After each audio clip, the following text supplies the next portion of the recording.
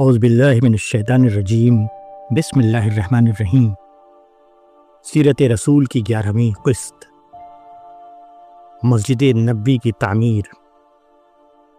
رسول اللہ صلی اللہ علیہ وسلم ہجرت کر کے مدینہ پہنچے تو سب سے پہلے آپ قباء میں ٹھہرے۔ قباء ایک آبادی کا نام ہے جو مدینہ سے 3 میل کے فاصلے پر ہے۔ قباء میں سب سے زیادہ ممتاز خاندان عمر بن عوف کا تھا۔ اس کے سردار کا نام کلثوم بن ہدم تھا۔ آپ نے قباء پہنچ کر کلثوم بن ہدم کے گھر پر قیام کیا۔ قباء میں پہنچ کر آپ نے جو سب سے پہلا کام کیا وہ یہ تھا کہ یہاں آپ نے ایک مسجد کی بنیاد رکھی۔ آپ خود اپنے ہاتھ سے ایک پتھر اٹھا کر لائے اور وہاں رکھا۔ اس کے بعد دوسرے صحابہ نے پتھر لانا شروع کیا۔ اس طرح مسجد کی تعمیر کا سلسلہ جاری ہو گیا۔ یہی وہ مسجد ہے جس کی بابت قرآن میں کہا گیا ہے کہ جس مسجد کی بنیاد اول دن تقوی پر رکھی گئی ہے وہ البتہ اس لائق ہے کہ تم اس میں کھڑے ہو۔ اس مسجد میں ایسے لوگ ہیں جو پاک رہنے کو پسند کرتے ہیں اور اللہ بھی پاک رہنے کو پسند کرتا ہے۔ رسول اللہ صلی اللہ علیہ وسلم قباء میں 4 دن ٹھہرے۔ مدینہ کے مسلمانوں نے آپ کی آمد کی خبر سنی تو وہ آ کر یہاں آپ سے ملاقات کرنے لگے۔ جمعے کے روز آپ یہاں سے آگے کے لیے روانہ ہوئے۔ جمعے کی نماز آپ نے بنو سالم بن عوف کی مسجد میں پڑھی۔ آپ قباء سے چل کر مدینہ میں داخل ہوئے۔ آپ کا اونٹ چلتا رہا یہاں تک کہ وہ ایک مقام پر بیٹھ گیا۔ اس وقت تک مدینہ میں کوئی باقاعدہ مسجد نہ تھی۔ آپ نے اسی مقام پر مسجد بنانے کا فیصلہ کیا۔ آپ نے پوچھا کہ یہ زمین کس کی ہے؟ بتایا گیا کہ یہ زمین 2 یتیم لڑکوں کی ہے جن کا نام سہل اور سہیل ہے۔ اس وقت یہ جگہ مربت کے طور پر استعمال ہوتی تھی، یعنی کھجور کو پھیلا کر سکھانے کے لیے استعمال کی جاتی تھی۔ آپ نے دونوں لڑکوں سے کہا کہ اگر تم اس زمین کو ہمارے ہاتھ فروخت کر دو تو ہم یہاں مسجد تعمیر کریں گے۔ لڑکوں نے کہا کہ ہم یہ جگہ کسی معاوضے کے بغیر آپ کو دیتے ہیں۔ اللہ سے جو قیمت ملے گی وہ ہمارے لیے کافی ہے۔ مگر آپ نے ان کی اس پیشکش کو قبول نہیں کیا اور قیمت دے کر اس کو ان سے خرید لیا۔ ایک روایت کے مطابق حضرت ابوبکر صدیق رضی اللہ تعالی عنہ نے 10 دینار آپ کی طرف سے ادا کیے۔ اس وقت یہاں کھجور کے درخت اور مشرکین کی قبریں تھیں۔ آپ نے درختوں کو کٹوایا اور قبروں کو ہموار کرنے کا حکم دیا۔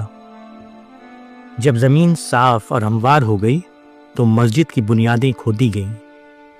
سب سے پہلے کچی اینٹیں تیار کی گئیں۔ اس کام میں دوسرے مسلمانوں کے ساتھ آپ خود بھی شریک ہو گئے۔ جب مسجد کی دیوار بننے لگی تو آپ خود بھی اینٹیں اٹھا کر لاتے اور معماروں کی مدد کرتے۔ ایک صحابی کا نام طلق بن علی تھا۔ وہ کہتے ہیں کہ رسول اللہ صلی اللہ علیہ وسلم نے میرے ذمے یہ کام سپرد کیا کہ میں مٹی میں پانی ملا کر گارا بناؤں۔ میں پھاوڑا لے کر گارا بنانے کا کام کرنے لگا۔ انہوں نے ایک موقع پر کہا کہ اے خدا کے رسول، کیا میں بھی اینٹ اٹھا کر لانے کا کام کروں؟ آپ نے کہا کہ نہیں، تم گارا بناؤ، تم اس کام کو بخوبی جانتے ہو۔ مدینہ کی یہ مسجد جو پیغمبر نے اور آپ کے اصحاب نے بنائی وہ بالکل سادہ تھی۔ اس میں کچی اینٹوں کی ناہموار دیواریں تھیں۔ کھجور کے تنوں سے اس کے ستون بنائے گئے تھے۔ کھجور کی شاخوں اور پتوں کی چھت تھی۔ بعد میں چھت کو گارے سے لیپ دیا گیا تھا۔ اندازہ کیا گیا ہے کہ یہ ابتدائی مسجد تقریباً 100 گز لمبی اور تقریباً 100 گز چوڑی تھی۔ اس میں 3 دروازے بنائے گئے تھے۔ روایت بھی ہے کہ اس مسجد کو آپ نے 2 مرتبہ بنایا۔ پہلی بار اس وقت جب آپ مکہ سے ہجرت کر کے مدینہ آئے اور دوسری بار فتح خیبر کے بعد 7 ہجری میں۔ تعمیر ثانی کی ضرورت اس لیے پیش آئی کہ اس وقت وہ بوسیدہ ہو گئی تھی۔ تعمیر ثانی کے وقت مسجد میں توسیع بھی کی گئی۔ دوسری تعمیر کے بارے میں ایک واقعہ یہ ہے کہ مسلمان اینٹیں اٹھا کر لا رہے تھے۔ اسی کے ساتھ رسول اللہ صلی اللہ علیہ وسلم بھی اینٹیں اٹھا کر لا رہے تھے۔ حضرت ابو ہریرہ رضی اللہ تعالیٰ عنہ کہتے ہیں کہ ایک مرتبہ میرا اور آپ کا سامنا ہو گیا۔ میں نے دیکھا کہ آپ کئی اونٹیں اٹھا کر لا رہے ہیں اور اپنے سینے سے اینٹوں کو سہارا دیے ہوئے ہیں۔ میں نے سمجھا کہ شاید آپ زیادہ بوجھ کی وجہ سے ایسا کیے ہوئے ہیں۔ میں نے کہا کہ اے خدا کے رسول، ان اینٹوں کو مجھے دے دیجئے۔ آپ نے کہا اے ابو ہریرہ، تم دوسری اینٹیں لے کر کے آؤ، کیونکہ زندگی تو بلا شبہ صرف آخرت کی زندگی ہے۔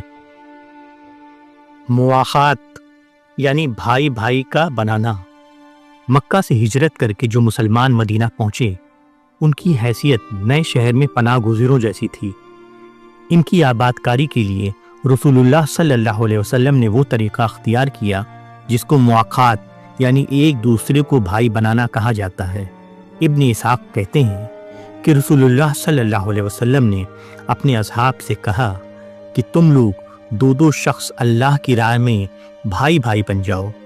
اس کے بعد آپ نے حضرت علی بن ابی طالب رضی اللہ تعالیٰ عنہ کا ہاتھ پکڑ کر اپنے ہاتھ میں لیا اور کہا کہ یہ میرا بھائی ہے۔ اس طرح مہاجر مسلمان مدینہ میں اجنبی نہیں رہے۔ مہاجر اور انصار دونوں بھائی بھائی بن کر ایک دوسرے کے مددگار بن گئے۔ یہ بھائی چارہ اتنا مکمل تھا کہ دونوں کو ایک دوسرے کی وراثت ملنے لگی، جس طرح بھائی کو بھائی سے ملتی ہے۔ مدینہ میں مہاجرین اور انصار کے درمیان یہ مواخات ہجرت کے 5 مہینے بعد قائم کی گئی تھی۔ مہاجرین کی حیثیت لوٹے ہوئے قافلے کی تھی، اس لیے اس مواخات میں انصار کی حیثیت دینے والے کی تھی اور مہاجر کی حیثیت پانے والے کی، مگر انصار نے دل کو پوری آمدگی کے ساتھ اس کو قبول کر لیا۔ انصار مدینہ کے باشندے تھے، ان کے پاس گھر اور مال اور زمین اور باغات تھے۔ ہر انصاری نے اپنے تمام اثاثے کو تقسیم کر کے اس کا آدھا حصہ خود لیا اور باقی آدھا حصہ اپنے مہاجر بھائی کو دے دیا۔ حضرت انس کہتے ہیں کہ کوئی انصاری اپنے مال اور جائیداد کا اپنے مہاجر بھائی سے زیادہ اپنے کو مستحق نہیں سمجھتا تھا۔ انصار کے اس غیر معمولی ایثار کو دیکھ کر کچھ مہاجرین نے رسول اللہ صلی اللہ علیہ وسلم سے کہا کہ اے خدا کے رسول، جس قوم کے پاس ہم آئے ہیں، ان سے بڑھ کر ہم نے کسی کو تنگی میں ہمدردی کرنے والا اور کشادگی میں خرچ کرنے والا نہیں پایا۔ ہم کو اندیشہ ہے کہ تمام اجر صرف ان کو مل جائے اور ہم اجر سے محروم رہیں۔ آپ نے فرمایا کہ نہیں، جب تک تم ان کی تعریف کرو اور ان کے لیے دعا کرتے رہو۔ ابتدائی مواخات میں وراثت کا حق بھی شامل تھا، بعد کو وراثت کا حق منسوخ ہو گیا۔ وراثت کا معاملہ نسبی رشتہ داروں کے لیے خاص کر دیا گیا، البتہ بقیہ پہلوؤں سے تمام مسلمان بھائی بھائی بن کر رہنے لگے۔ ابن سعد کے مطابق مواخات 45 مہاجرین اور 45 انصار کے درمیان ہوئی۔ کچھ نام جن میں سے یہ ہیں: ابو بکر رضی اللہ تعالیٰ عنہ کے بھائی خارجہ بن زید رضی اللہ تعالیٰ عنہ بنے۔ عمر بن الخطاب رضی اللہ تعالیٰ عنہ کے بھائی عتبان بن مالک رضی اللہ تعالیٰ عنہ بنے۔ ابو عبیدہ بن الجراح رضی اللہ تعالیٰ عنہ کے بھائی سعد بن معاذ رضی اللہ تعالیٰ عنہ بنے۔ عبد الرحمن بن عوف رضی اللہ تعالیٰ عنہ کے بھائی سعد بن ربیع رضی اللہ تعالیٰ عنہ بنے۔ عثمان بن عفان رضی اللہ تعالیٰ عنہ کے بھائی اوس بن ثابت رضی اللہ تعالیٰ عنہ بنے۔ سعید بن زید بن عمرو رضی اللہ تعالیٰ عنہ کے بھائی ابی بن کعب رضی اللہ تعالیٰ عنہ بنے۔ بلال حبشی رضی اللہ تعالیٰ عنہ کے بھائی ابو رویہ عبداللہ بن عبد الرحمن رضی اللہ تعالیٰ عنہ بنے، اور اسی طرح سے دیگر اور صحابہ کرام ایک دوسرے کے بھائی بنے۔ حضرت ابو ہریرہ رضی اللہ تعالیٰ عنہ کہتے ہیں کہ انصار نے رسول اللہ صلی اللہ علیہ وسلم سے کہا کہ مدینہ میں ہمارے جو کھجور کے باغات ہیں ان کو ہمارے اور ہمارے بھائیوں کے درمیان تقسیم کر دیجیے۔ آپ نے فرمایا کہ نہیں۔ انصار نے کہا کہ پھر آپ جیسا فرمائیں۔ آپ نے کہا کہ مہاجرین کو زراعت اور باغبانی کا تجربہ نہیں، پھر کیا تم ایسا کرو گے کہ باغ میں تم ہماری طرف سے محنت کرو اور پیداوار میں ہم تمہارے شریک رہیں؟ انصار نے کہا کہ ہم نے سنا اور ہم نے اطاعت کی۔ حضرت جابر بیان کرتے ہیں کہ انصار کا یہ طریقہ تھا کہ جب وہ کھجور کی پیداوار کو تقسیم کرتے تو ہر انصاری ان کے 2 حصے اس طرح سے کرتا کہ اس کا ایک حصہ کم ہوتا اور دوسرا حصہ زیادہ۔ پھر وہ کم والے حصے کے ساتھ کھجور کی شاخیں ملا دیتے۔ اس کے بعد وہ مسلمانوں سے کہتے کہ دونوں میں سے جس حصے کو چاہیں لے لیں، تو مہاجر زیادہ پیداوار والے حصے کو لے لیتے اور انصاری اس حصے کو لے لیتے جس میں پھل کی مقدار کم ہوتی۔ یہ سلسلہ خیبر کی فتح تک جاری رہا۔ پھر جب خیبر کا علاقہ فتح ہوا اور مسلمانوں کو خیبر کے باغات ملے تو رسول اللہ صلی اللہ علیہ وسلم نے انصار سے کہا کہ ہمارا حق جو تمہارے اوپر تھا وہ تم نے پورا ادا کر دیا۔ اب اگر تم چاہو تو ہم تمہاری اطمینان کی خاطر خیبر میں تمہارا حصہ دے دیں۔ انصار نے کہا کہ اے خدا کے رسول، ہمارے اوپر آپ کی کچھ شرطیں تھیں اور ہمارے بھی آپ کے اوپر کچھ شرط تھی، وہ یہ کہ ہمارے لیے جنت ہو۔ آپ نے جو فرمایا وہ ہم نے کر دیا، تو اب ہماری شرط بھی ہم کو ملے۔ آپ نے فرمایا کہ ہاں وہ تمہارے لیے ہے۔ روایت سے معلوم ہوتا ہے کہ رسول اللہ صلی اللہ علیہ وسلم نے مواخات کا طریقہ 2 بار اختیار فرمایا، پہلی بار مکہ میں اور دوسری بار مدینہ میں۔ مکہ میں جن لوگوں نے اسلام قبول کیا، ان میں کئی افراد ایسے تھے جو اسلام قبول کرنے کے بعد اپنے خاندان سے کٹ گئے تھے، اس لیے ضرورت پیش آئی کہ ان کا کوئی انتظام کیا جائے۔ چنانچہ آپ نے مکہ میں ایسے افراد کا رشتہ مواخات ایسے مسلمانوں کے ساتھ قائم فرمایا جو اسلام قبول کرنے کے بعد بھی صاحب خاندان کی حیثیت رکھتے تھے۔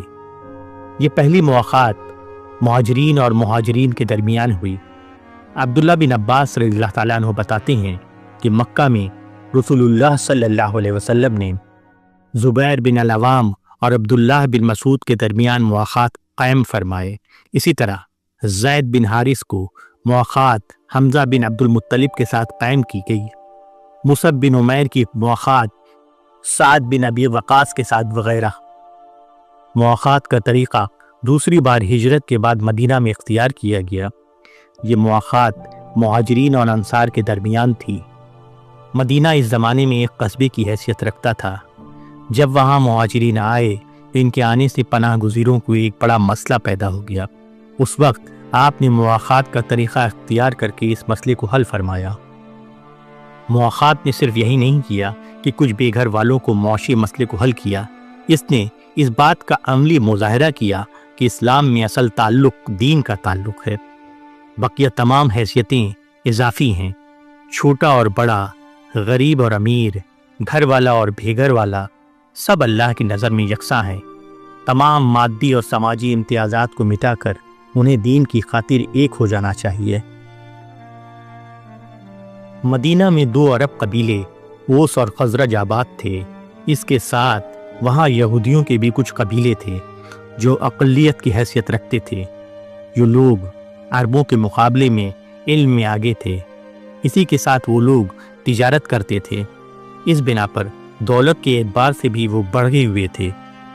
یہودیوں میں سے تھوڑے لوگ رسول اللہ صلی اللہ علیہ وسلم کی نبوت کو پہچان کر آپ پر ایمان لائے، مگر ان کی اکثریت آپ کی اور آپ کے دین کی دشمن بن گئی۔ یہود کا خیال تھا کہ پیغمبر صرف بنی اسرائیل کی نسل میں پیدا ہوتے ہیں۔ محمد صلی اللہ علیہ وسلم بنی اسماعیل کی نسل سے تھے، اس لیے آپ کے پیغمبر ہونے پر وہ یقین نہ لا سکے۔ رسول اللہ صلی اللہ علیہ وسلم نے چاہا کہ اگر وہ ایمان نہ لائیں تو کم از کم ایسا ہو کہ ان کی شر سے مسلمان محفوظ رہیں۔ اس مقصد کے تحت آپ نے ان سے ایک معاہدہ کیا جس کو صحیفہ مدینہ کہا جاتا ہے۔ مدینہ کے یہود سے یہ معاہدہ ہجرت کے 5 مہینے بعد کیا گیا۔ یہ معاہدہ دین اور مال اور باہمی مسائل وغیرہ سے متعلق تھا۔ اس کا خلاصہ یہ ہے۔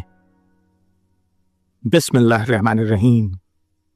یہ تحریری عہد ہے کہ محمد نبی امی کی طرف سے مسلمان، قریش اور مدینہ اور یہود کے درمیان جو مسلمان کے تابع ہوں اور ان کے ساتھ الحاق چاہیں، ہر فریق اپنے اپنے مذہب پر قائم رہ کر ان امور کا پابند ہوگا۔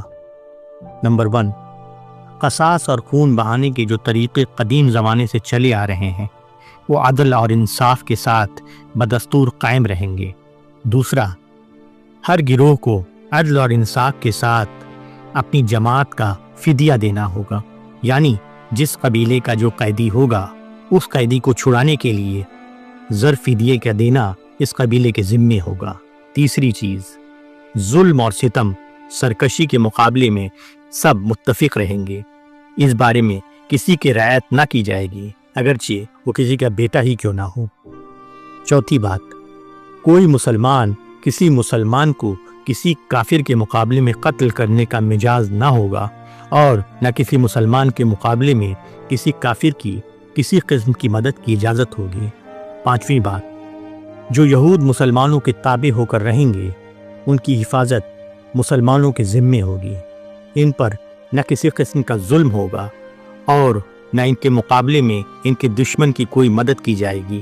چھٹی بات، کسی کافر اور مشرک کا یہ حق نہ ہوگا کہ مسلمانوں کے مقابلے میں قریش کے کسی شخص کو پناہ دیں یا قریش اور مسلمانوں کے درمیان حائل ہو۔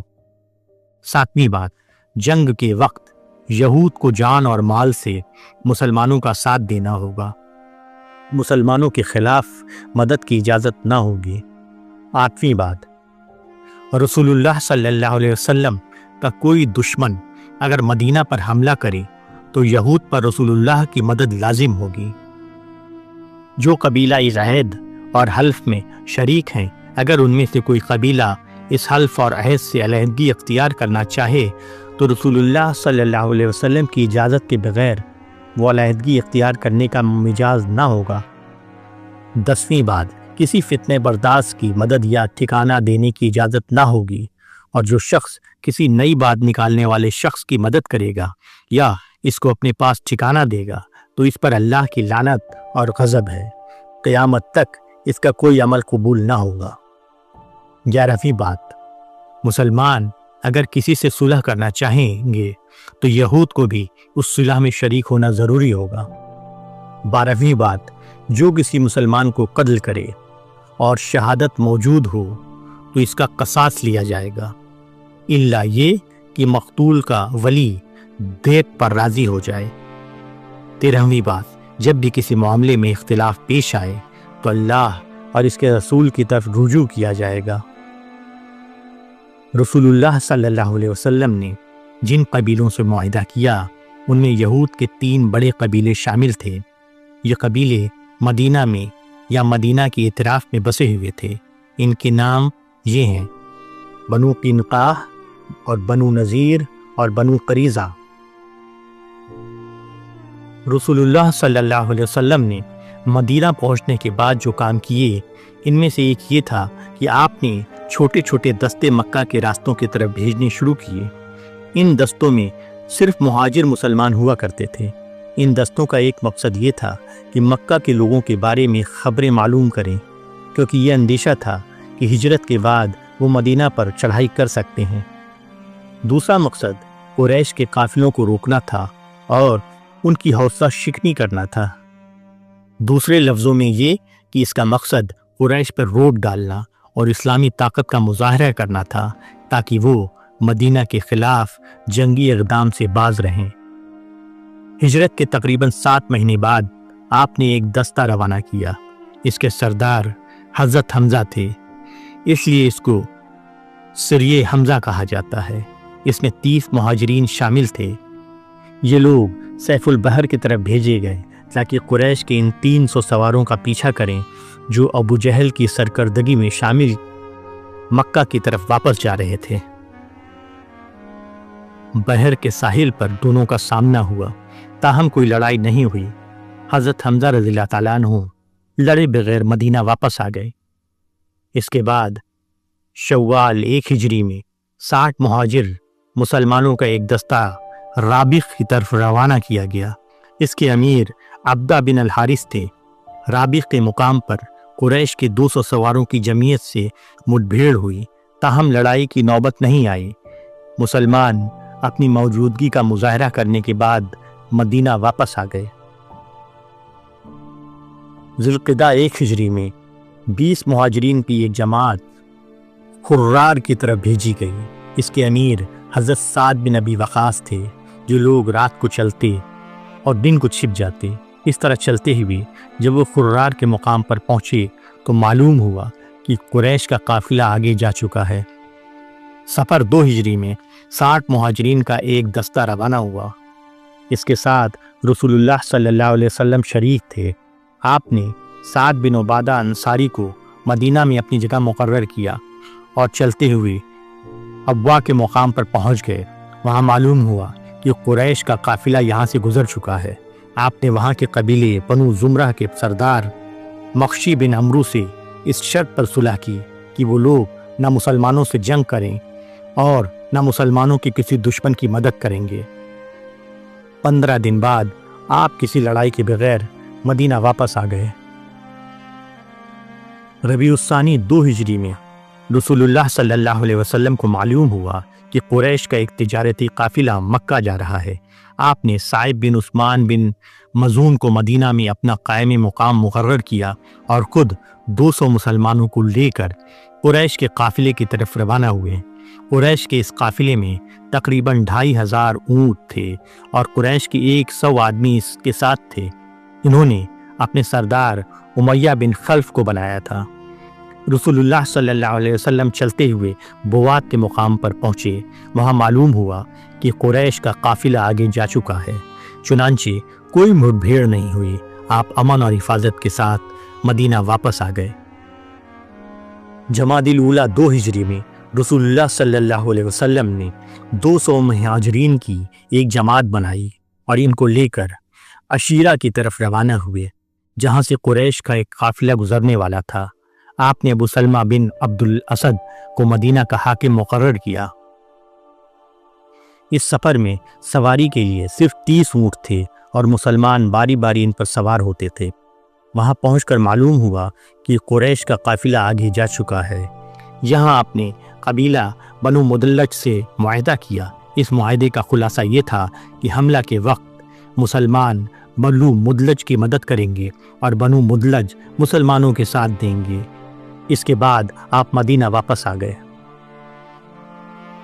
انشاءاللہ سیرت رسول کی آگے کی بات اگلی قسط میں۔ السلام علیکم ورحمۃ اللہ وبرکاتہ۔